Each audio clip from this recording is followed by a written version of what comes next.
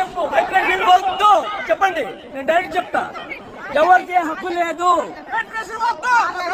ఒక్క నిమిషం, ఇదే బైలాలో ఏది ఫెడరేషన్ బైలాలో ఏముంది? వేరే యూనియన్ అంతర్గత విషయాల్లో వేరే యూనియన్ విషయాల్లో జానీ మాస్టర్ చాలా ఆవేశంగా ఆయన మాట్లాడుతున్నారు.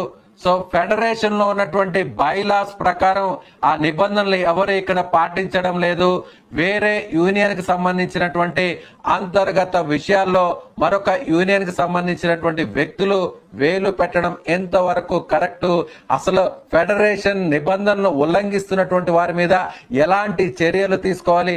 ఒక్క మాటలో చెప్పాలంటే అసలు ఫెడరేషనే ఉండాల్సినటువంటి అవసరం ఏముంది ఈ నిబంధనలన్నింటినీ కూడా తుంగలో తొక్కుతున్నప్పుడు అంటూ కూడా ఆయన చాలా ఆవేదన పూరితంగా ఆవేశభరితంగా మాట్లాడుతున్నటువంటి మాటలు. ఇది మొత్తానికి తెలుగు డాన్స్ అసోసియేషన్ లో ఇప్పుడు తెలుగు ఇండస్ట్రీలోనే నెంబర్ 1 డాన్సర్స్ గా పేరు తెచ్చుకున్నటువంటి జానీ మాస్టర్ అలాగే శేఖర్ మాస్టర్ రెండు వర్గాలుగా చీలిపోయి ఒకరినొకరు వాదులాడుకుంటున్నటువంటి దృశ్యాలు ఇప్పుడు తెలుగు సినిమా ఇండస్ట్రీలోనే ఒక పెద్ద వివాదంగా మారినటువంటి పరిస్థితి.